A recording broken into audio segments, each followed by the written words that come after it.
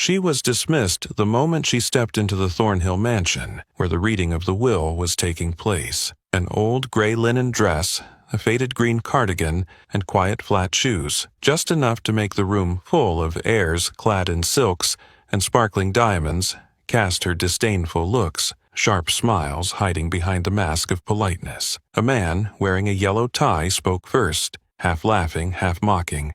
Who let the maid in? A young woman, her lips painted bright red and eyes as cold as ice, leaned in and whispered to her friend, "Probably some failed ex-lover, here to claim a share." Ivy Walker stood motionless at the back of the room, her hand lightly gripping the strap of her faded bag. She didn't respond, didn't back down, didn't utter a word in defense. To them, she was nothing but a shadow. A stranger in a room built on wealth, status, and the right bloodline. But they were wrong, for the woman standing silently before their storm of contempt was the lawful wife of Logan Thornhill, the very person all of them were eagerly waiting to divide the inheritance with. And today's will reading was not a simple ritual, it was a trap, a test crafted by the very hands of the woman they had just insulted. The old linen dress brushed lightly across the marble floor as Ivy Walker, the slim black woman with silent steps, crossed the grand threshold of Thornhill Mansion. On her shoulder, the faded cardigan drooped, as if it, too, could feel its owner's displacement in this glamorous space. No one greeted her. No one looked at her as an equal. The first looks shot toward her were like icy arrows, sharp, probing, and filled with contempt that needed no disguise. Preston Reed, standing near the fireplace with a glass of champagne, squinted at her, his mouth twisting into a mocking smile. Marissa Reed, in a fiery red dress like blood, glanced Ivy up and down, then leaned in to whisper in Preston's ear, her voice sweet like poison. The maid must have taken a wrong turn. From across the room, Clara Simmons, the TikTok famous granddaughter, giggled. She secretly raised her phone, quickly snapping a few photos of Ivy, then turned her head to Elise Carter and whispered, "Look at that cardigan. Vintage disaster. Looks like a poor ex-girlfriend in a cheap movie." The laughter spread like sharp little knives slicing through the air. But Ivy didn't stop. She didn't turn back. She simply tightened her grip on her modest fabric bag and walked straight ahead, her old, worn shoes making no sound on the shiny stone floor. The Thornhill mansion that day felt like a foreign world, full of those dressed in designer clothes, wearing diamonds, crowned by money and arrogance. And in the midst of them, Ivy was like a fragile blade of grass stepping into a stormy night. The crystal chandelier above sparkled brightly, reflecting off each face. But no light touched Ivy's eyes, deep brown eyes, silently carrying things that no one in the room was subtle enough to see. They saw a faded dress. They saw a nameless bag. They saw a quiet black girl. And they immediately concluded, no worth, doesn't belong, doesn't deserve to be here. To them, Ivy was just a stain on the red carpet they were stepping on, a laughable mistake in the grand picture of the will reading that they believed they were ready to inherit. No one knew, no one guessed. The very person they were mocking would not only take away the kingdom they dreamed of, she would expose the true faces of each person in that suffocating room. But for now, Ivy stood silently, leaning against the wall by the large window. The wind from the Thornhill hills slipped through the glass, gently ruffling the stray hairs falling on her forehead. She remained silent. But that silence was not one of submission. It was the silence of a storm waiting to erupt. The pale light of an April morning filtered through the window, casting a faint yellowish hue over the room in Thornhill Mansion. But no light was enough to warm the chilling atmosphere that sent shivers down one's spine. Preston Reed, still standing arrogantly by the fireplace, straightened his flashy yellow tie before letting out a half-laugh, half-scoff. "God, who let the maid in here like this?" His voice rang out clearly, deliberately undiminished, like a stone thrown into the silence. A mocking laugh echoed from the opposite side. Marissa Reed, Preston's sister in a blood-red dress, elegantly adjusted her champagne glass as if she herself were the embodiment of the noble Thornhill lineage. Or, maybe, the cleaning lady heard rumors about our wealth and decided to try her luck? Marissa's words came like a sharp knife, sparking laughter from the group standing near the fireplace. Heads turned toward Ivy.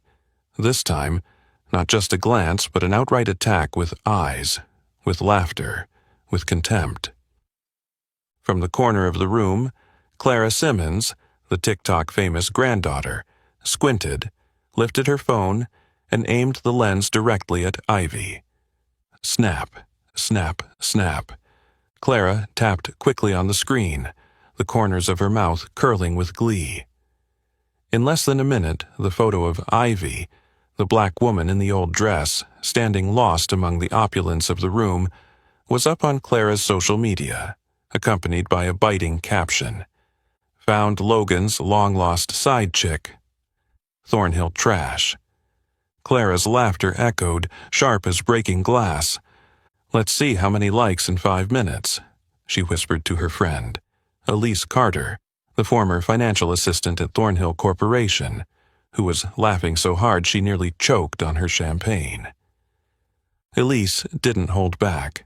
She pretended to drop her napkin, walking past Ivy, quickly glancing at her old bag before speaking with a voice dripping with both pity and mockery.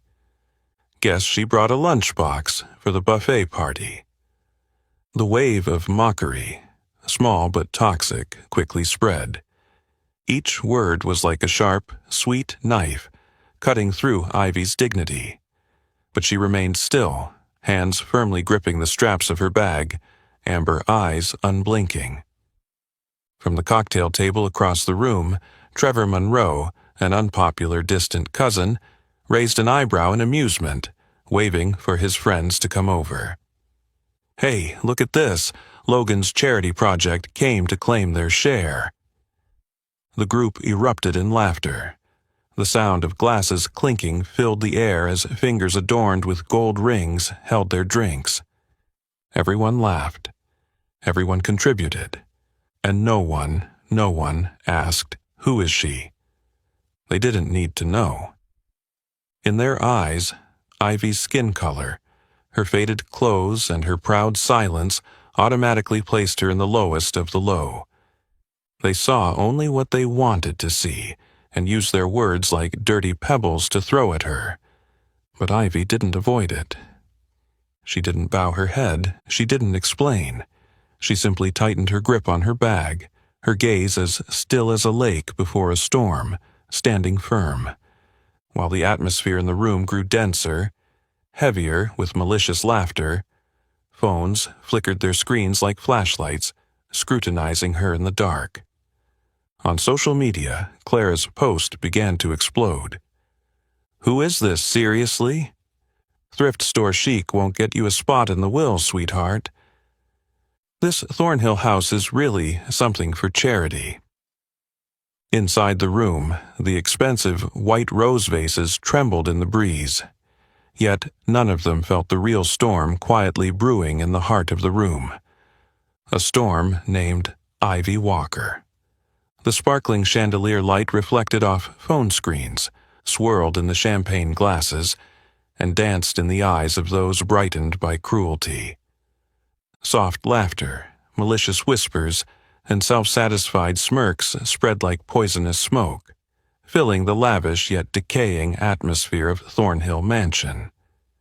The pictures taken of Ivy, each one from a different angle, from far to near, continued to be posted, shared, and commented on at a dizzying speed.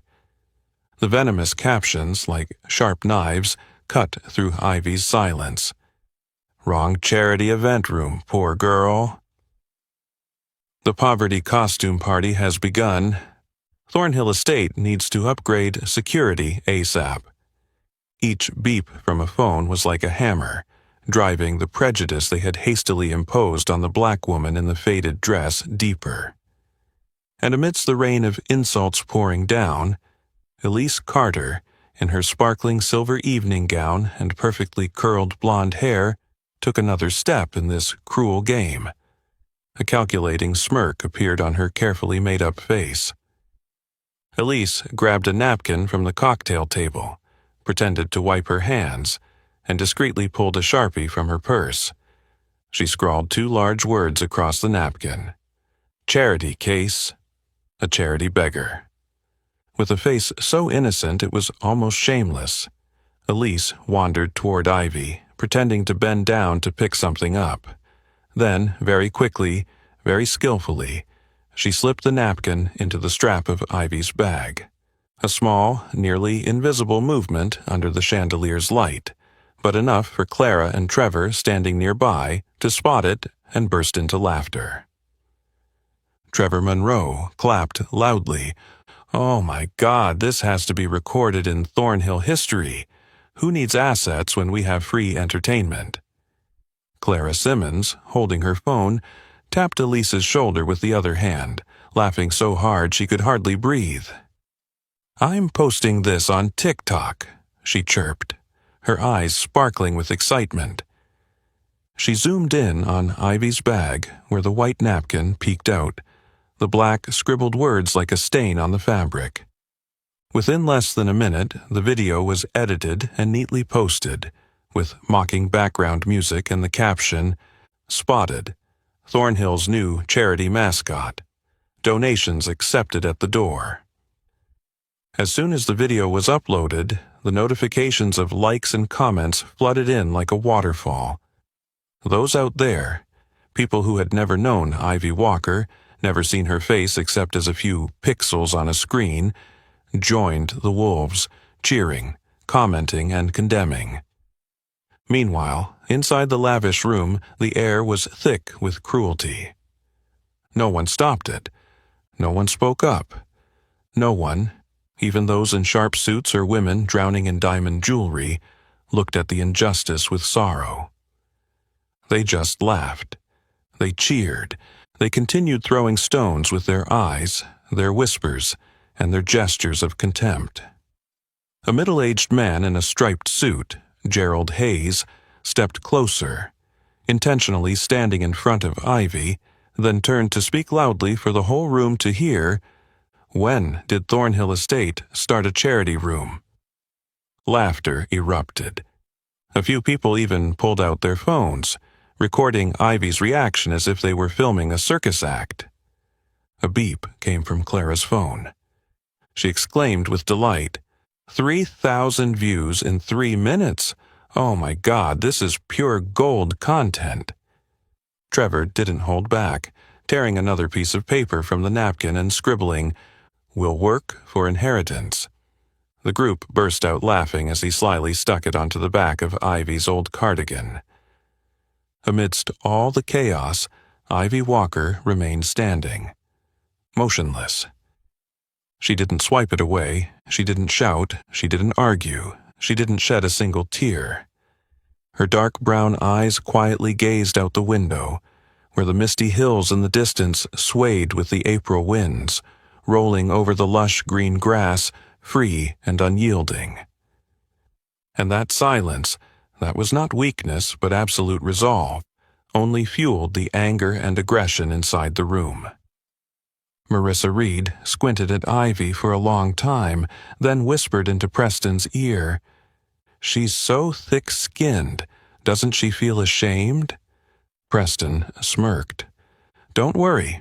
When Grayson arrives, he'll throw her out right in front of all of us. Let's see how she holds her head high then." Clara giggled. "Hope the lawyer records that moment. Who knows, we could sell the footage for a reality TV show." A simultaneous laugh echoed. It reverberated through the grand hall, where the oil paintings of past Thornhill generations seemed to look down, not with pride, but with shame. And in a small corner, beneath the dim light from the chandelier, Ivy Walker, the black girl who had been scorned by the entire room, still stood there. She didn't need to say anything, because her silence right now was remembering every face, every word, every glance, and every invisible wound, every spiritual knife. Soon, it would become an indictment no one in this room could escape. The atmosphere in the grand hall of Thornhill Mansion, after the burst of mocking laughter and surreptitious insults, did not ease. On the contrary, it began to thicken, like a dark cloud quietly gathering, gradually reeking of blatant disdain. Disdain no longer masked under a fragile veil of politeness, but now expressed in cold glances and words as sharp as knives, flowing freely without hesitation. Gerald Hayes, a seasoned investor who had been tied to Logan Thornhill for decades, slowly set his champagne glass down on the marble table, subtly adjusted his suit jacket, and walked toward Ivy with a heavy gait, as if carrying a sentence long sealed within his chest. Beside him, Patricia Hayes, a woman adorned with sparkling emerald jewelry, followed with an icy, superior air, her gaze sweeping over Ivy as if evaluating a worthless, trivial object in the room. Gerald stopped in front of Ivy, raising his chin, his voice intentionally loud and unyielding, as if speaking for the entire room to hear, "People like you don't have the right to stand here." No one objected. No eyes showed any sign of dissent. Instead, a few nodded faintly, smiles creeping up with subtle implied approval, like whispers of agreement in the air. Patricia, her face meticulously made up, her smile cold as frost, turned her head to size Ivy up from head to toe. Her gaze slid over the faded dress, the simple cloth bag, the worn-out flat shoes, and the deep brown skin, as if each detail was a slap in the face to the standards she worshipped. Finally, her voice rang out, sweet as honey yet sharp as a blade. "That dress, that bag, that skin." Each phrase emphasized carefully, as if she wanted to tear apart every last shred of dignity Ivy had left. Then she let out a sneer. "This is not the kind of person Logan Thornhill associates with." Her words came like a direct slash through the decaying air of the grand hall, and this time there were no snickers, no avoidance of gazes, only a silent consensus, a thick complicity among those who believed they were born for the heights, while Ivy, in all her realness, was only meant to stand beneath their feet. Trevor Monroe, Logan's distant cousin, a man accustomed to fawning over the powerful and trampling the weak, didn't miss a chance to flaunt his cheap ego. He raised his champagne glass, swaying in his hand, and took a few steps closer, then loudly pointed to a small door leading to the kitchen at the end of the hall. "Hey, sweetie, the kitchen's over there." This time, the laughter wasn't a loud burst, but a quiet, venomous chuckle, like the growl of a predator pack preparing to tire out their prey before landing the final blow.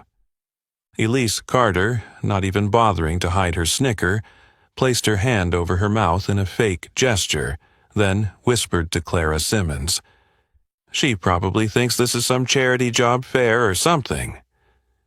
Clara laughed, her phone never stopping its frantic movement, capturing every unmoving expression from Ivy. Then, with the speed of someone too familiar with manipulating online crowds, she quickly edited the clip, added mocking background music and a spiteful caption. "Lost maid, crashes billionaire's will reading. Epic fail." Within seconds, Clara's phone was flooded with notifications, likes and comments pouring in rapidly, and the wolves out there, those who had never met Ivy, never known her, joined in the hunt, aiding in the cruelest mental assault she had ever endured. And Ivy, still standing there, motionless like a carved statue, not trembling, not shouting, not shedding a tear, only her deep brown eyes remaining wide open, quietly like the ocean before a storm, silently recording every face, every glance, every word, those invisible knives carving deeper into the unseen skin of her being. Gerald Hayes folded his arms, his voice low and heavy, like a final judgment. Truly, the biggest joke in the history of Thornhill Estate. Patricia, standing next to him, tilted her head, her eyes never leaving Ivy, whispering just loud enough for everyone to hear. If Logan were alive, he'd be ashamed to death of this, letting someone like that into his home. And this time, the phrase "someone like that" needed no further explanation.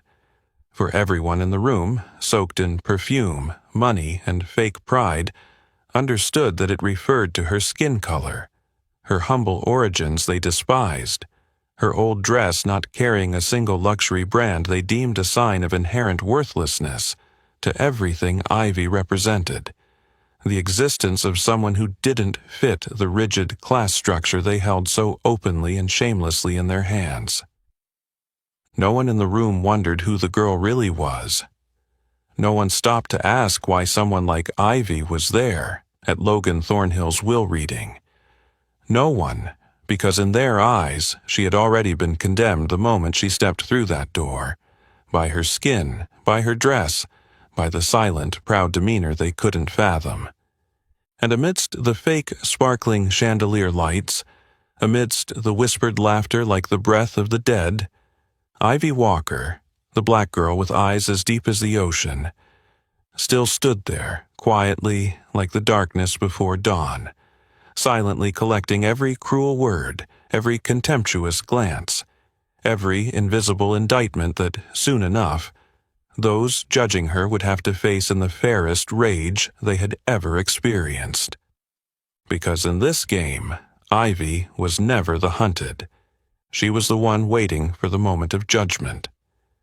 As Ivy stood motionless, her deep eyes like still waters before a great storm, the crowd around her seemed to be stirred even more by that silence, a silence that was not easily subdued, not easily bent, not easily shattered like they were used to seeing from those they deemed inferior. And then, like a predator who had caught the scent of blood but was not yet satisfied, Marissa Reed, the woman dressed in a bright red gown, and who had crowned herself with supreme authority in today's gathering, stepped out from the group near the fireplace.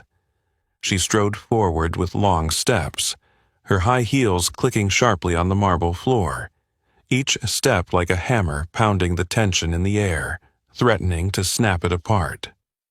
Marissa stopped in front of Ivy, not even bothering to conceal the contempt in her eyes. Then, in a deliberate and provocative motion, she reached up, arrogantly touching the faded cardigan draped loosely over Ivy's shoulder. Her fingers lightly brushed it, as if inspecting a forgotten old item at a flea market. Her voice rang out, blunt and sweet, like pouring acid into the air. "This isn't a charity house, sweetheart. Get out before you become the joke of the whole family." No one shouted. No one made a scene. With just those words, Marissa cut through any remaining layers of politeness in the room. The silent agreement of the crowd around her, slow nods, smirks, quiet murmurs of approval, came together as a weighty force, pressing down on Ivy's small, resilient figure like a stone, trying to crush her. Ivy's fingers tightened slightly around the strap of her bag, a subtle movement barely noticeable to anyone who wasn't paying close attention. But in that moment, if anyone could feel it, they would sense an earthquake quietly rising from within her body. A rage that did not speak out loud, a pain that did not flow into tears, a pride as enduring as steel forged in fire. But she didn't leave. She didn't bow her head. She didn't utter a word of justification or plea. She simply stood there, like a tree with roots deeply anchored in the cold ground of this mansion, letting the wolves howl and trample, but refusing to let them uproot her. Marissa, unsatisfied with the silence, took another step forward.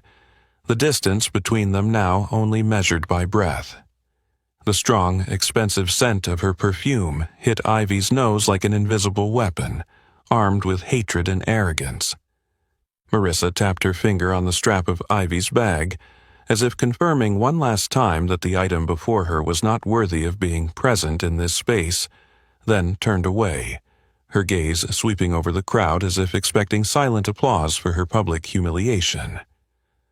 And the crowd, as if reminded, immediately complied with brightened looks, cruel smiles blooming like toxic flowers in a dead garden. No one spoke aloud, but the entire room seemed to echo with an invisible sound. Agreement, applause, and the demand for the black girl in the old dress to disappear immediately, to retreat in shame, to fall before the threshold of power they guarded like arrogant jailers. In one corner of the room, Clara Simmons quickly recorded the entire scene of Marissa's touch on Ivy, her eyes sparkling with twisted joy as she captured a golden moment to fuel the social media frenzy spreading beyond the mansion's doors. Elise Carter whispered to Trevor Monroe, her mocking laugh unable to hide her excitement. She probably thinks silence will save her, poor thing. Trevor chuckled, the sound grating in the room already thick with cruelty. Let's see how long she can endure. Gerald Hayes crossed his arms, nodding slowly like an old judge who had heard enough to deliver a sentence.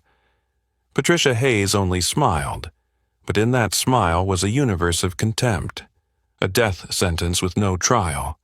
The entire room had now become an arena, one side in perfectly tailored suits and dazzling jewelry, and the other only Ivy Walker, in her faded dress, worn flat shoes, and eyes as deep as the endless ocean.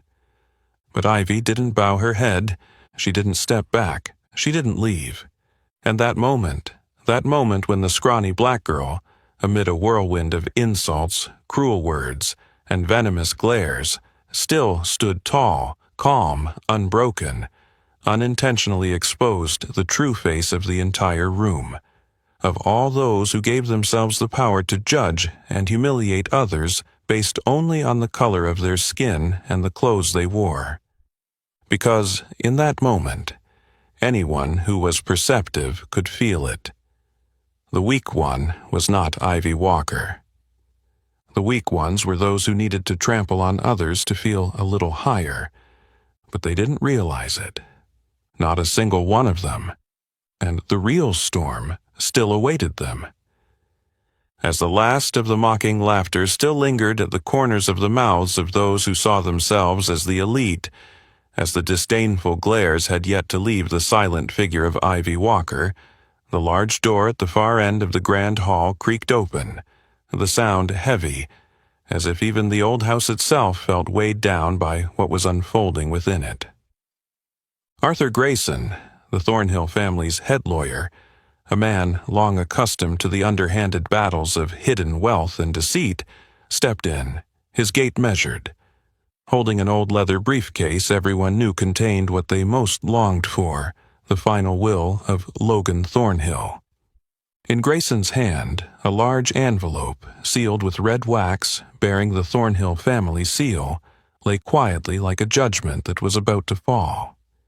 His hair, silver white as ashes, caught the faint light from the crystal chandelier above, making his steps in the grand hall seem heavier, more solemn than ever before. Immediately, the room, once as loud as a marketplace, fell silent in a collective, suffocating breath.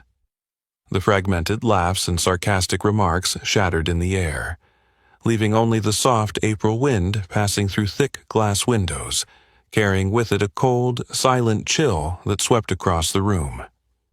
Clara Simmons quickly stuffed her phone into her pocket, her gaze briefly flickering with uncertainty.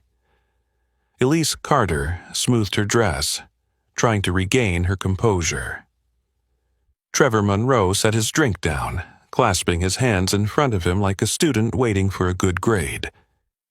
Meanwhile, Gerald and Patricia Hayes straightened up, their faces regaining the cold, indifferent expressions of investors who had walked through countless corporate takeovers and family feuds. But among all of them, no one bothered to glance at Ivy, the black girl still standing silently in the corner of the room, her small figure partially obscured by the shadow of the large stone column near the window. If any eyes briefly passed over her, it was only filled with restrained contempt, as though with just one more valid reason they would push her out of the room with force. Arthur Grayson walked to the long ebony wood table at the center of the room, placing the briefcase down with a slow, deliberate motion, as if preparing the stage for the grand play that was about to reach its final act. He removed his glasses, gently wiped the frame with a silk cloth, and then put them back on. His aged but sharp eyes swept over the faces, trying to conceal their greed with false smiles. When his gaze passed over Ivy, it only lingered for a brief moment, too quick for anyone to catch, but enough for the most perceptive in the room to feel a vague unease stirring within them. Preston Reed, standing near the window, frowned in discomfort, and nudged Marissa with his elbow, as if asking silently, "Did he just look at her?" Marissa shrugged slightly, pursing her lips, her sharp eyes glancing at Ivy one more time, this time with a fleeting wariness, but then she shook her head, reassuring herself that someone like Ivy couldn't possibly be involved in Logan Thornhill's inheritance. "No way." Arthur Grayson raised his head, his voice warm and resonant, filling the room still thick with greed. "Good afternoon, everyone. We are gathered here today to fulfill the final wishes of Mr. Logan Alexander Thornhill. His will, fully signed and notarized, is currently sealed in this envelope."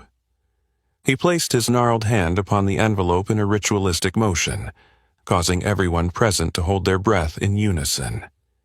Every gaze suddenly became tense, as though the very survival of their fates hung on the seal of that envelope, on the scribbled words Logan had left behind.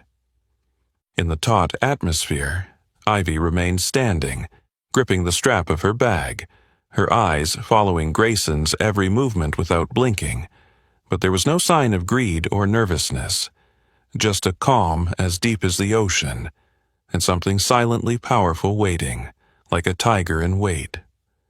Arthur Grayson began to pull out a small silver knife, carefully slicing through the wax seal.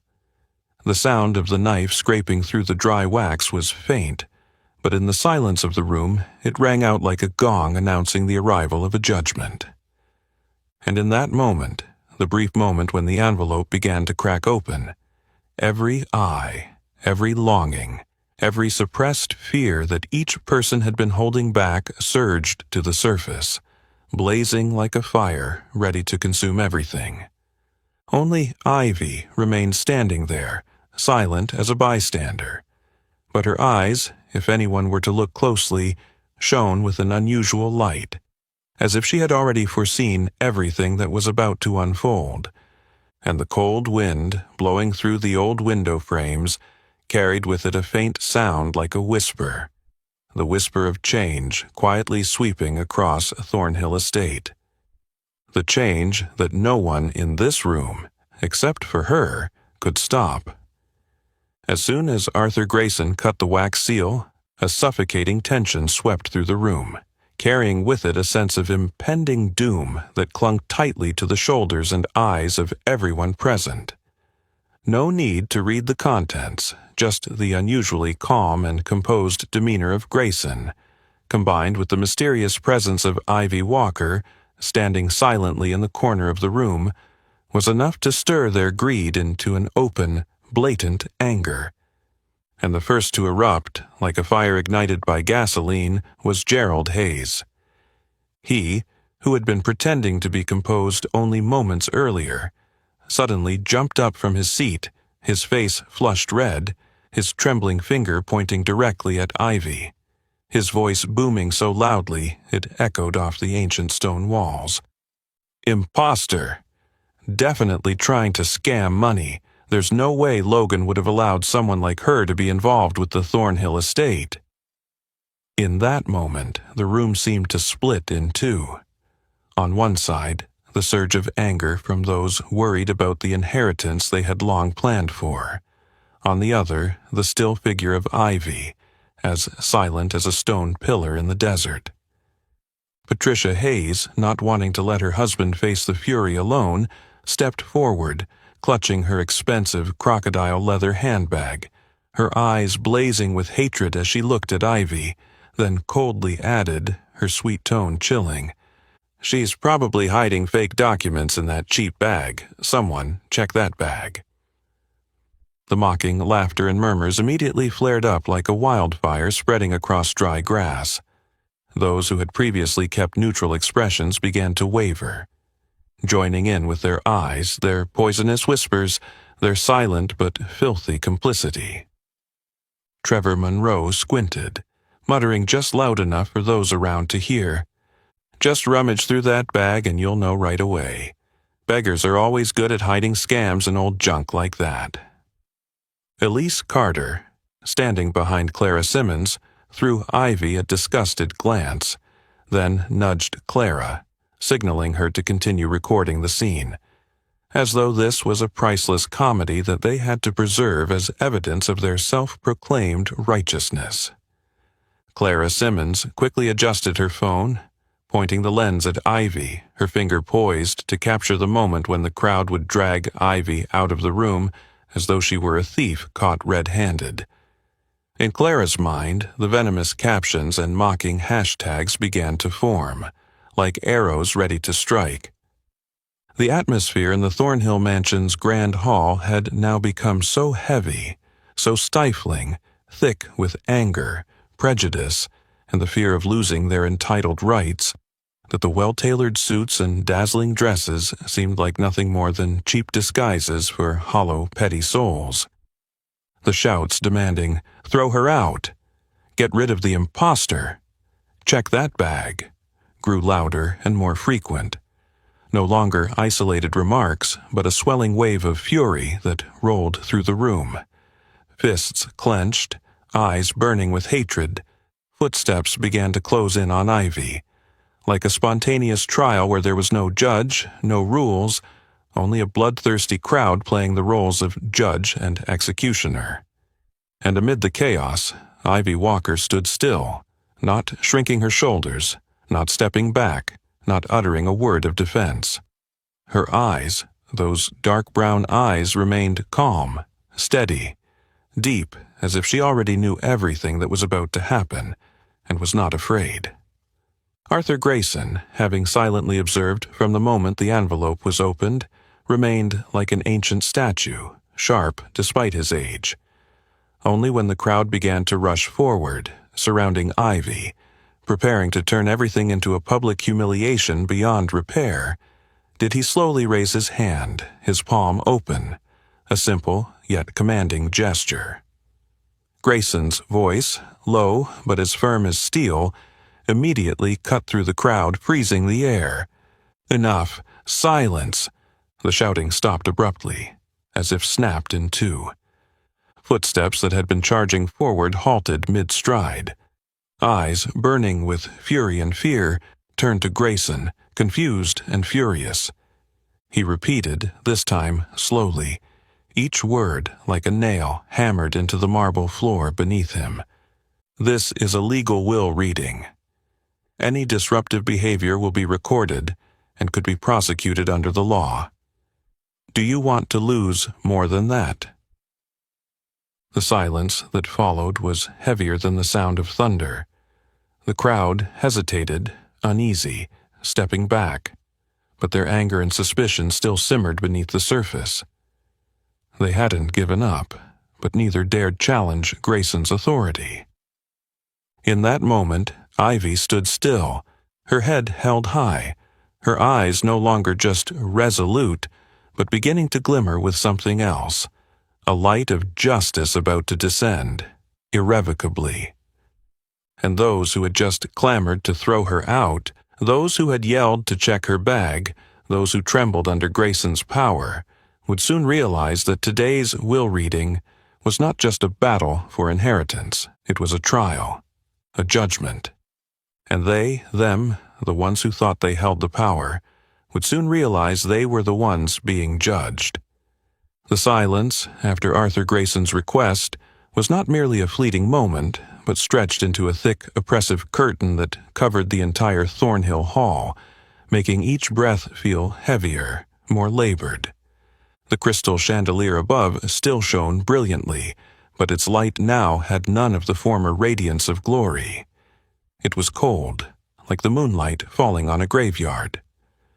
Grayson, unhurried, slowly opened the will, his aging yet steady fingers gently brushing over the paper like a silent ritual, causing every gaze, every greedy heart in the room to hang suspended in a state of suffocating anticipation. No one spoke. No one dared to move. The crowd, who only moments before had been loud and angry, calling for Ivy Walker's dismissal, now seemed imprisoned in a gigantic glass cage, only the faint sound of wind outside the window whispering through cracks, like a curse silently screaming. Arthur Grayson's voice, old yet firm, rang out through the space. No need for volume, but still cutting through the layers of pride and the fortress of prejudice built within this room. According to the legal will of Mr. Logan Alexander Thornhill, signed and witnessed 3 years ago at the law firm Grayson and Barnes, I hereby declare. He paused, his eyes sweeping across the room, meeting each tense face. Some, like Gerald Hayes and Patricia, had already begun leaning forward, as if trying to pull every word from Grayson's mouth, while Clara Simmons was even gripping her phone tightly, preparing to record what she was sure would open a new chapter of glory and wealth for herself.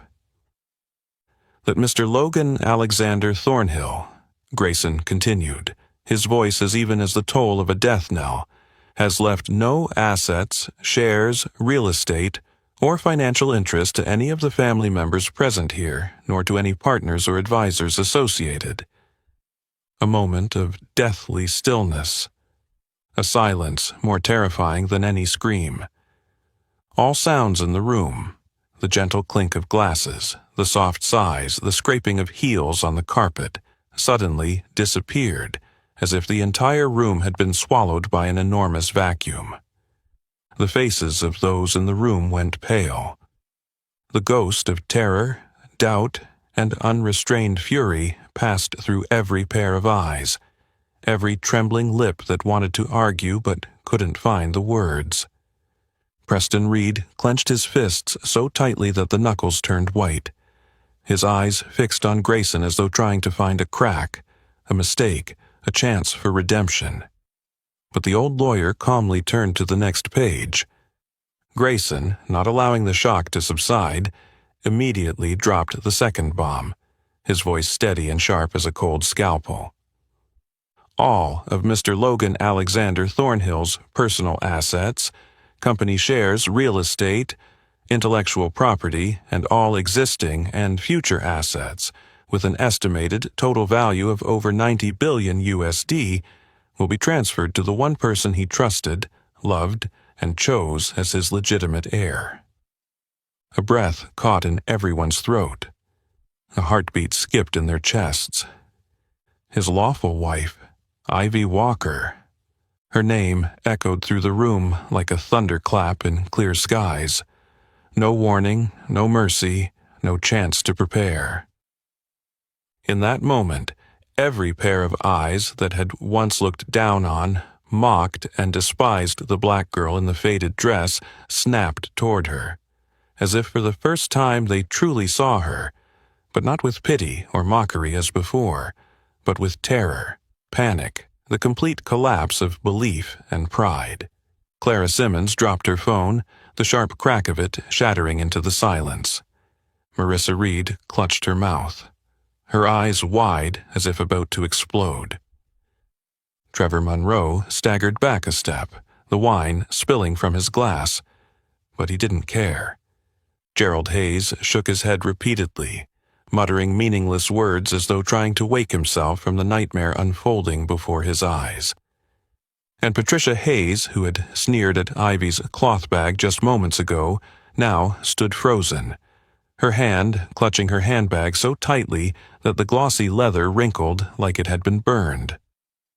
Ivy Walker, the one they had mocked, trampled upon, and tried to throw out of the room like a beggar, an impostor, was now the one holding everything they had once thought they were entitled to inherit. Wealth, power, prestige, all of it. But Ivy remained unmoved. She didn't smile. She didn't gloat. She didn't flaunt her power. She simply stood there, still holding her old, worn bag, her eyes as deep and silent as the still waters, absorbing the collapse of every face before her without blinking. And in the deathly silence that enveloped the room, only the April wind, blowing through the ancient window panes, continued to speak, like a funeral song for the illusions and pride that had shattered on the cold marble floor. In the moment, Ivy Walker stood motionless in the middle of the room, filled with light, but also heavy with new shadows, as the thunderclap that was her name still echoed in the ears of those who had once scorned her. Arthur Grayson, with the calm demeanor of one who had witnessed countless collapses, did not allow anyone in the room to flounder in desperate denial. He quietly opened his leather briefcase and pulled out a thick stack of documents that had been prepared in advance. The air in the grand hall thickened to the point it felt as if it could be sliced. The eyes, still dazed from the initial shock, immediately fixated on Grayson's every move, hoping, vaguely, that there might be a mistake, a misunderstanding, a crack in the door to escape. But the gaze of the old lawyer remained steady, cold, offering no openings. To avoid any doubts or disputes, Grayson began, his voice clear, each word ringing like a hammer striking an anvil. Mr. Logan Thornhill left complete verifiable evidence of his legal marriage to Miss Ivy Walker. He flipped open the first page of the file, holding it up for all to see. This is the official marriage certificate, certified by Essex County, New Jersey, dated June 14th, 7 years ago, signed by both parties, along with 2 independent witnesses. The sound of the paper rustling rang sharply, cutting through the quiet panic that began to stir in the crowd. Before anyone could react, Grayson continued, pulling out the second page. This is a copy of the wedding photograph, taken at Newark City Hall, verified with time, location, and the identities of the 2 main individuals. The photograph has been verified by an independent image analysis expert. He held the photo high so everyone could see clearly. A youthful Logan Thornhill, in a simple suit, smiling happily beside Ivy, the graceful black woman in a modest white dress, her eyes sparkling with a light money could never buy. A small, choked sound escaped from somewhere in the crowd, quickly swallowed by the oppressive silence. Grayson, not allowing the atmosphere to cool, turned to the next part, pulling out another set of printed papers, his voice even, like a funeral drumbeat. This is a joint bank account statement for Logan and Ivy Walker, a secret account at Sovereign First Bank, opened immediately after their wedding, with regular transactions and balances showing a long-term and stable financial relationship between the 2. A murmur began to rise in some corners of the room, mixed with fear and despair. Grayson didn't look up, continuing. And here is a collection of handwritten letters by Mr. Logan Thornhill to Ms. Ivy Walker, preserved in their original form, with handwriting and ink verified by an independent forensic analysis. He held up the thin sheets of paper, each ink stroke, each word filled with love, respect, and gratitude that Logan had for his secret wife. The woman he chose to love for the rest of his life, not for status, not for appearance, but for who she truly was. Clara Simmons, her hands trembling, tried to hold on to her phone but failed. In a clumsy moment, the phone slipped from her hand, hitting the marble floor with a sharp crack. shattering into pieces like an omen for what was about to fall upon her life. No one looked at Clara. No one helped her pick it up. All eyes were now fixed on Grayson, as if waiting for the final blow. Then Arthur Grayson slowly pulled out a small silver USB drive from his inner jacket pocket, plugged it into the laptop set up on the table. He didn't say anything else, just nodded lightly, and the large screen at the end of the hall flickered to life. The murmurs in the room died instantly. On the screen, an image of a simple wedding ceremony appeared. Outside the city hall, the golden afternoon sunlight shining on Logan's simple suit and Ivy's pristine white dress. They were smiling, holding hands, exchanging rings in front of two friends, Sarah Ellis and Michael Reed, vivid witnesses no one in this room could deny. The video captured Logan's smile as he leaned down to kiss Ivy under the white floral arch, the sincere applause of their two friends, the gentle yet firm hand squeeze Logan gave her. Moments that could not be faked, could not be fabricated, could not be denied. The atmosphere in the room, once heavy, now collapsed entirely. There were no objections, no more whispers, only the silent horror falling over every head, every eye. Those who moments ago had stood in judgment, now like puppets with their strings cut, adrift in the storm of truth. Arthur Grayson turned off the video, pulled out the USB, and placed it back in his inner pocket in a silent yet authoritative gesture. He raised his head and looked around the room, his voice low and heavy like the final blow to the crumbling gate of arrogance. That is all the evidence, and I repeat, Ivy Walker is the only lawful wife and the sole heir of Logan Alexander Thornhill. No one replied. No one dared to raise their head. Only Ivy, still standing there, her eyes calm, as still as the surface of a nighttime lake. Yet, beneath that serene exterior, an undercurrent of justice was silently rising, ready to sweep away all the deceit, cruelty, and rot from the world they thought they ruled. The room remained enveloped in a thick silence after the irrefutable evidence had just been exposed, and in the moment when everyone was still submerged in an inescapable shock, Ivy Walker, who they had once considered nothing more than a lost ghost, a filthy outcast intruding on their world, began to move. Slowly, without haste or showiness, Ivy stepped forward, leaving the dark corner where she had been standing since the beginning. Her footsteps echoed softly on the cold marble floor, each step like a hammer striking the chest of every person in the room.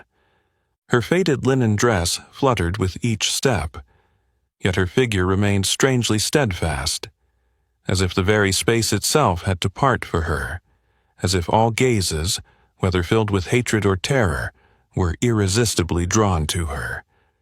When Ivy stopped at the center of the grand hall, beneath the massive crystal chandelier shimmering overhead, she lifted her head, letting the light sharply illuminate her face, accentuating the deep brown eyes, as unfathomable as a bottomless abyss, eyes that had patiently endured all the insults, all the disdainful glances, all the cruel humiliations from humanity. And then her voice broke the silence, not loud, but resonating, not angry, but cold enough that each word she spoke seemed to slice through the mask of deceit that filled the room. "I didn't come for money," Ivy said, her voice so calm that it rendered those who had just screamed to kick her out suddenly speechless, their breath choking in their chests. "I came to see who among you truly loved Logan, and who only loved his wealth." No one responded. No one dared to sneer. No one dared to curl their lips. Each word from Ivy landed like a hammer strike against the decaying wall of arrogance they had built for so long. And with each strike, that veneer cracked, exposing faces pale with shame, anger, and the brutal truth they could no longer escape. Marissa Reed, who had confidently walked up to tug at Ivy's faded cardigan, now clutched the hem of her red dress, her gaze wavering between hatred and an unspeakable sense of shame. Clara Simmons, the granddaughter who fantasized about social media glory, couldn't even look Ivy in the eye, her trembling hand brushing aside the broken phone fragments scattered across the marble floor like a child caught in the act of doing something wrong. Trevor Monroe, who had mocked her and pointed to the kitchen, now looked as white as a sheet, his eyes dazed, as though he had just woken up from the most harrowing nightmare of his life. Gerald and Patricia Hayes stood frozen, their eyes desperately searching for one another, as if hoping that with a single blink, all that was happening before them would turn into an illusion. But Ivy stood there, shoulders straight, her calm gaze sweeping across the room, looking at each face one by one, neither with hatred nor pity, only a quiet judgment, heavier than any accusation. She continued, her voice not rising, but growing sharper, like a knife slicing through silk. I stayed silent, not because I didn't hear what you said, but because I wanted to see what you would reveal when you thought no one was watching. A chill swept through the room, not from the wind outside the window, but from the truth, bare, cold, and impossible to erase. Ivy slightly tilted her head, her gaze lingering longer on the group that had been the most aggressive. Marissa, Clara, Gerald, Trevor, Patricia, Preston. She didn't need to name them. They knew. Each of them knew exactly what they had done. "I've seen it all," Ivy said, her voice lowering, no longer sharp as a blade, but heavy like crushed stone. The contemptuous glances, the cruel words, the glee in humiliating someone you thought was beneath you. A long, drawn-out silence followed her words, as if the entire room had just exhaled all the air. No one laughed. No one dared to justify themselves. No one dared face the girl they had once tried to erase from this room as if she were nothing more than a stain. And in that moment when Ivy Walker, in her worn dress and scuffed shoes, stood proudly amidst the ruins of ambition and deceitful faces, everyone realized that the true strength in this room had never been in the ones who adorned themselves in glossy facades. It had been her, only her. The one they had looked down upon, humiliated, cast aside, but still stood tall, still held her head high, still made an empire of power bow down before the truth. And the storm had not yet ceased. As Ivy Walker finished her cutting words, the room still sinking in collective silence, Ivy slowly reached into her faded cloth bag, the bag they had mocked, humiliated, and considered evidence of poverty, and pulled out a small remote control. No one reacted. No one understood what was happening. All they saw was Ivy, with a chilling calmness, pressing the middle button, and in the next moment the large screen hanging on the wall behind the conference table lit up, its blue light flickering in the dim room, like an electric wave cutting through the heavy air. On the screen, it was not documents or old wedding videos that appeared. No, what appeared was something far more vivid, far more shocking, 1,000 times more explosive. Logan Thornhill. Alive. The man they all believed had died in a mysterious plane crash over the Pacific Ocean. The man they had mourned, grieved, and then secretly rejoiced over his death, seeing it as an opportunity to contest his wealth. Logan appeared on the screen, sitting in a covert surveillance room, with a cold gray concrete wall behind him. The light shone sharply on his face, highlighting every detail, even as his hair had grayed at the temples. But his eyes, oh, those eyes, were sharp as a blade freshly forged in the fire, cutting through the room, through every person, through every lie, through every rotten thought hidden deep within them. and Logan spoke. His voice was deep, steady, resonating through the sound system, not needing to shout or threaten. Each word he spoke was enough to make the room chill by a few degrees. "I've heard everything," Logan said, his gaze sweeping the crowd like a sentence delivered by a stare. "I've seen it all."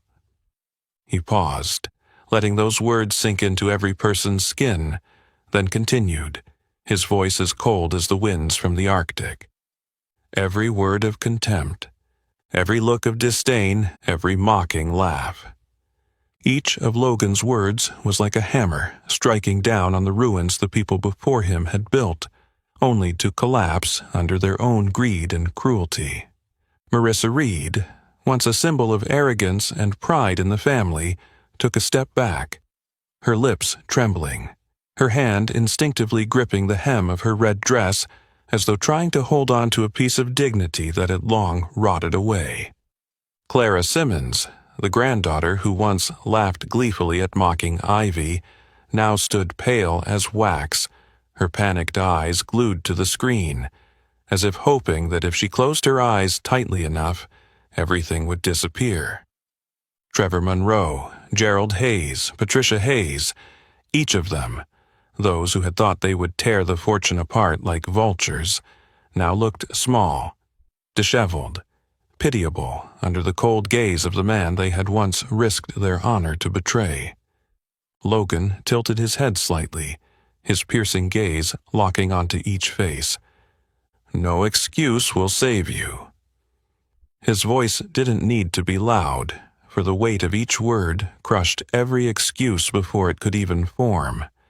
He leaned back, interlacing his fingers, the calm demeanor of someone holding all the power, then spoke again, each sentence like cold bullets fired straight into the withered hearts of the room. I and Ivy, knew from the start. We knew you would come here not to mourn, but to fight over what you thought was yours. We knew you would have no qualms about crushing anyone who didn't fit your arrogant standards. We knew you would reveal your true faces when you thought no one was watching. With each word, the room seemed to sink deeper into hell, and Ivy, standing just below the screen, facing all the eyes now filled only with panic and despair, said nothing more, only silently stared at each person, her gaze not bitter, not triumphant, but with a grim serenity of someone who had crossed through all the cruelty and still stood strong. Outside the window, the April wind blew harder, pushing through the heavy glass panes, lifting the silk curtains like ghosts waving. And in that wind, under the gaze of Ivy and Logan, a real trial was unfolding.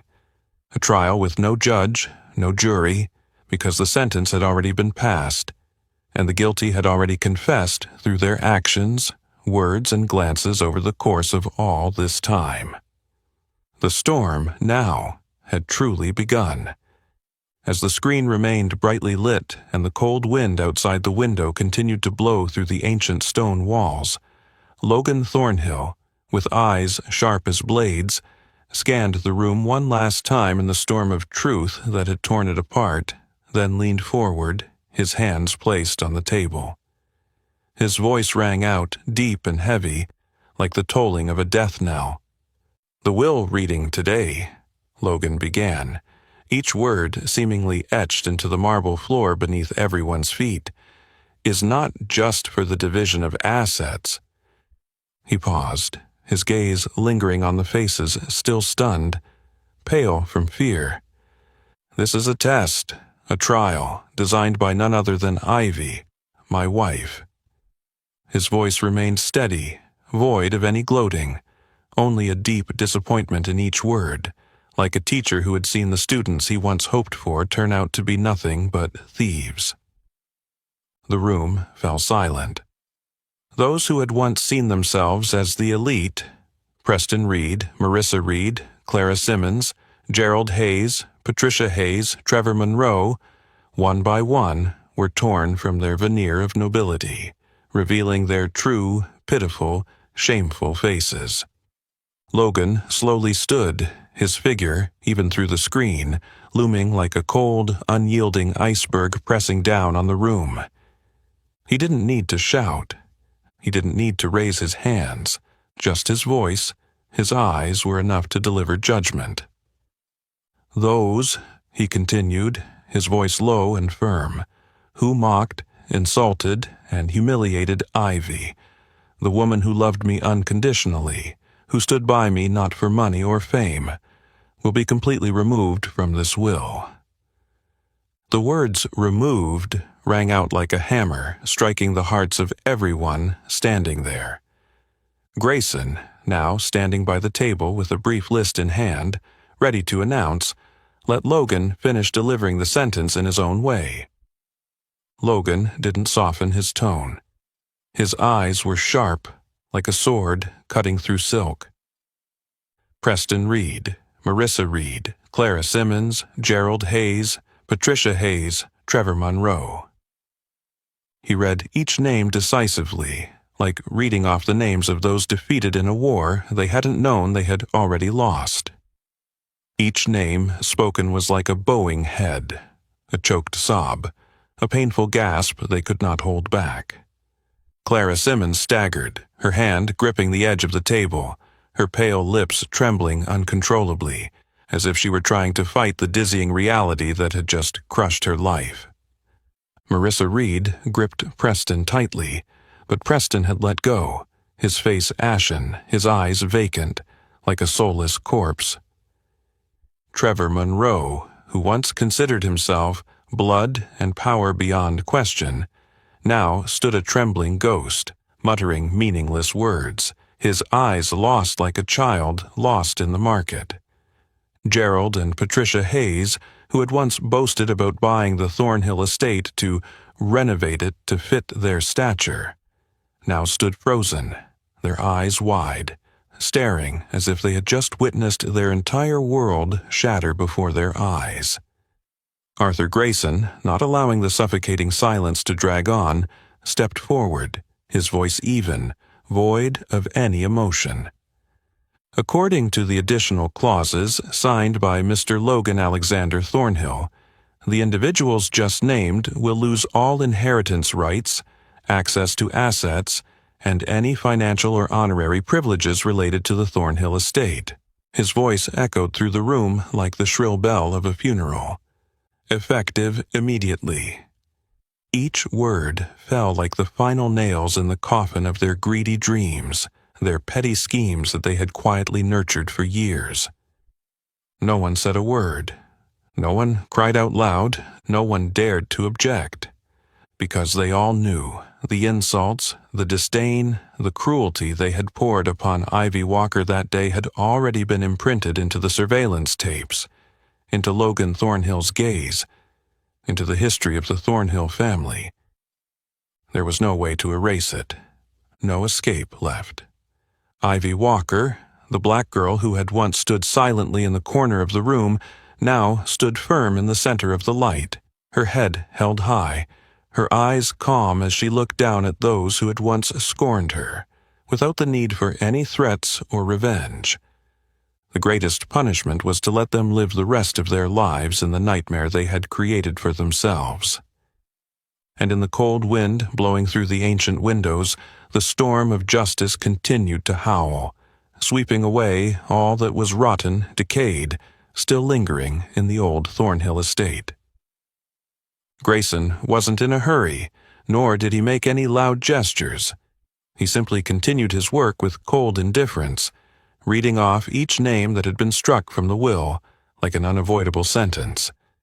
Each name sounded like an accusation, a judgment for those who had wielded their ignorance and arrogance as their most powerful weapons to attack someone they deemed weak and useless. Preston Reed. Grayson's voice echoed, cold but clear, without a hint of pity or leniency. The guards immediately stepped forward, their steps firm as they escorted Preston out of the room. Preston's face turned pale, his hands trembling as he tried to grip his collar, but nothing could stop the inevitable journey he had brought upon himself. The storm had finally arrived, sweeping away the man who had long been accustomed to using power to crush those weaker than him. The people in the room watched silently, their eyes no longer filled with hatred, but with an indifferent coldness. Preston's world had crumbled, and now no one cared to look at him. Marissa Reed. The next name Grayson read out was like thunder rolling in the silence. Marissa staggered forward, her trembling hands clutching the table, her face as white as a ghost, her mouth agape but unable to utter a word. Her once proud steps had faltered. Now she was nothing but a shadow, stripped of power, stripped of privilege, with nothing left but humiliation, a pile of ashes from a life full of ambition. Clara Simmons. Grayson spoke the name, and like a powerful gust of wind, all eyes in the room turned to Clara. She was no longer the confident figure she once was. The crowd that had once viewed her as a symbol of rebellion and unique beauty quickly evaporated, like a bubble bursting under the cold gaze of those around her. Clara's eyes were glued to her phone, unable to look away from the notifications scrolling through. The cruel, venomous comments and hashtags tearing through her social media like a storm. Her phone seemed to collapse with each passing second, each minute. The platform she had once considered a tool of power now became the knife severing all connections, casting her into an unutterable loneliness. "Take it down," Grayson ordered calmly but firmly. A guard moved forward, coldly snatching the phone from Clara's hand, forcing her to leave the room. Clara could only stand there, saying nothing, unable to resist, silently walking out. The people in the room, having shifted from doubt to cold empathy, no longer saw her as a star, but as a failure, a living example of the price of arrogance. "Gerald Hayes?" Grayson continued, without a shred of mercy. Gerald stood up, his face once filled with the marks of prosperity now showing sheer terror. He had once thought he would be the final victor, but now, in front of everyone, he was left with only the traces of a fallen man, someone who had failed to maintain the power he once held. Staggering, Gerald was escorted out by the guards, unable to make a sound, unable to scream. The arrogance he once displayed had disappeared, replaced by silence, a silence he could not escape, like a man drowning in the pool of his own ambition. Patricia Hayes. As if Grayson wanted to prolong the tension, he did not skip over this name. Patricia stood upright, her gaze vacant. She had once been a symbol of the elite, of an unreachable grace. But now, that arrogance had vanished, like a ghost. The guard approached, extending his hand as if ready to drag her away at any moment. Patricia could only stand there, her once proud eyes slowly losing their arrogance, seemingly unable to accept that she had been eliminated from the game she had once believed to be invincible. Trevor Monroe. Grayson spared no one, his voice gentle but clear, as harsh as a hammer. Trevor looked around, unable to believe what was happening. All that he had been, all that he had believed to be true, was now utterly destroyed. With heavy steps, no longer confident, Trevor walked out, a shadow of despair in the light of his life. He had nothing left but emptiness, his false memories of wielding power and arrogance to trample on others. The room fell silent. A strange silence, like a conclusion to the battle none of them wanted to admit they had lost. Ivy's revenge didn't require sharp words, nor complicated schemes.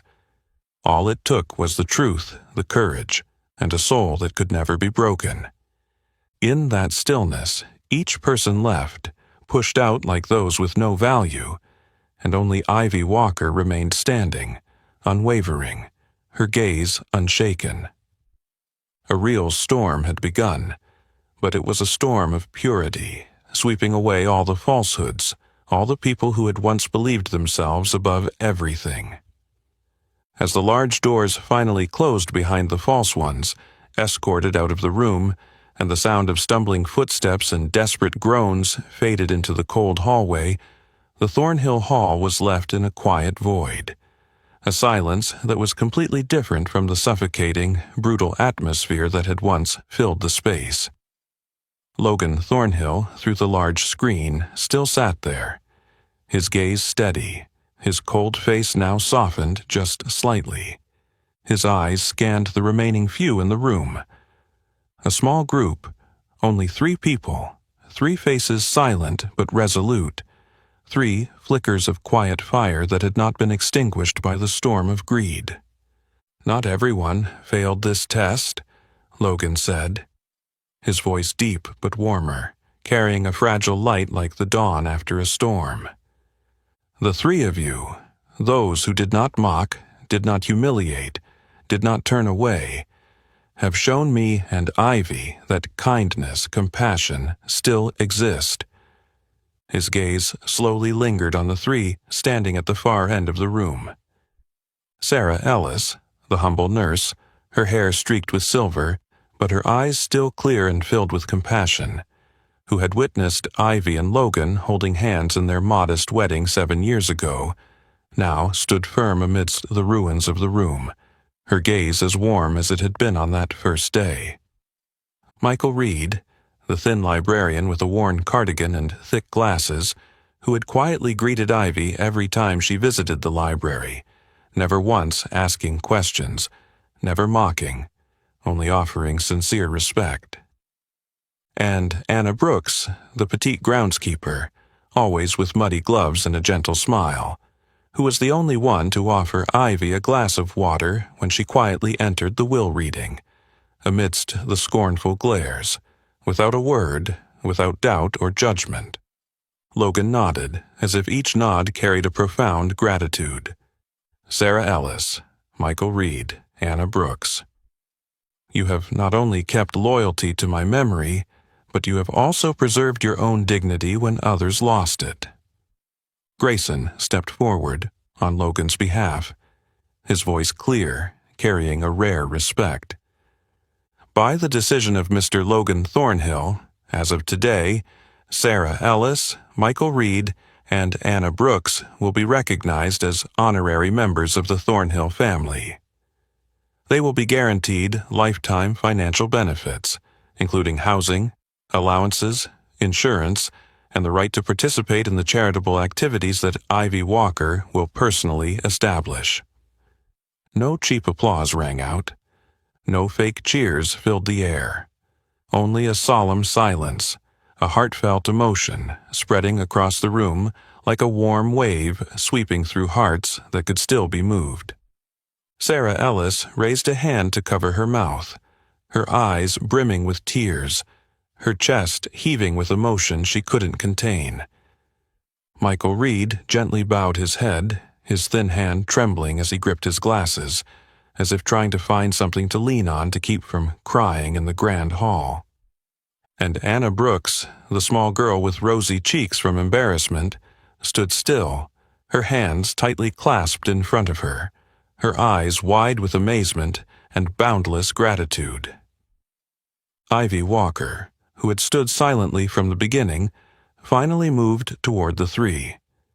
No longer any distance, no longer any boundary between master and servant, between the titles the world had once tried to create to divide people into classes. There was only Ivy, with all the gratitude and respect from the depths of her heart, extending her hand. Sarah was the first to take her hand, then Michael, then Anna. 3 hands, 3 hearts, 3 quiet but unwavering acts of kindness, now intertwined, like a silent promise that in a world full of lies and cruelty, there are still people who choose kindness, not for reward, not for gain, but simply because it is the right thing to do. Outside, the wind still blew across the misty hills, but inside Thornhill Manor, for the first time in many years, A true warmth returned. A light not from the crystal chandeliers, not from million-dollar checks, but from the hearts of those present. As the final handshake was released, and the warm gazes of Sarah, Michael, and Anna still lingered in the air, Ivy Walker slowly turned, walking toward the center of the grand hall. There, under the softening light of the chandelier, which now glimmered like the fading moon, the large screen still displayed the image of Logan Thornhill, the man who had stood by her through silent years, through storms, and had loved her with a love that needed no show, no judgment, only truth. No applause, no hollow sounds. Only a profound silence like a soft velvet carpet lifting Ivy's steps as she moved toward the light. And when she stopped, when her deep brown eyes met Logan's piercing yet warm gaze on the screen, the entire room seemed to disappear. Only the two of them remained, two souls who had weathered life's tempests, now reunited like two halves of a long-lost puzzle. Ivy raised her hand, her fingers trembling slightly from emotion, lightly touching the screen as if reaching out to Logan himself. From the other side, Logan also extended his hand, his strong yet gentle fingers responding to her in a gesture that needed no words. Between them, there were no certificates, no wills, no confirmations, because love, honesty, and loyalty had already become the strongest and most undeniable proof. A few minutes later, amidst the faint sound of the wind sweeping through the ancient windows, a small door to the side of the hall creaked open. Logan entered, flesh and blood, not through glass, not through a screen, but in his true presence. No luxury car, no entourage, just a man in a simple suit, his leather shoes worn at the heels from months of wandering in the wide world. And as Logan walked forward, no one stopped him. No one dared to intervene. Ivy walked toward him slowly but surely, and when the distance between them was only a few breaths apart, he took her hand. Not too tightly, but enough for them both to feel the real warmth from each other's palm. The entire room, the entire world seemed to shrink in that moment. Logan lowered his head, whispering, just loud enough for Ivy to hear. "We don't need wealth nor fame. We only need each other. And a life peaceful enough so that you never have to bow your head to anyone again." Ivy did not respond with words. She simply smiled, the first smile of the entire long morning. A gentle yet profound smile, like the still lake reflecting the full light of the sun. Outside, the rolling green hills stretched under the April sky, bathed in sunshine. The light streamed through the window, casting long rays across the marble floor, creating soft streaks of light like a welcome mat for their steps. And when the last door closed, the door of the Thornhill Hall, the door to a dark tragedy of greed, arrogance, and betrayal, it did not close with regret, but with liberation. It closed a bygone era. It opened a new beginning.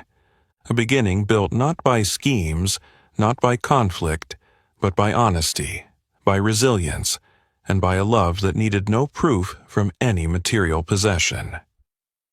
Logan squeezed Ivy's hand, leading her across the threshold, into the soft light of the new morning.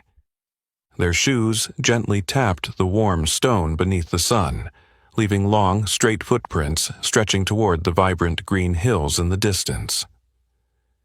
A new chapter had begun, not needing grand promises, only a simple yet complete phrase that Logan whispered softly into Ivy's ear as they walked together toward the sun. "Let's go home."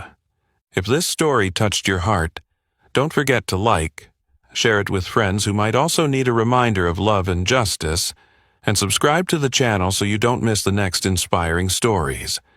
Thank you for following along.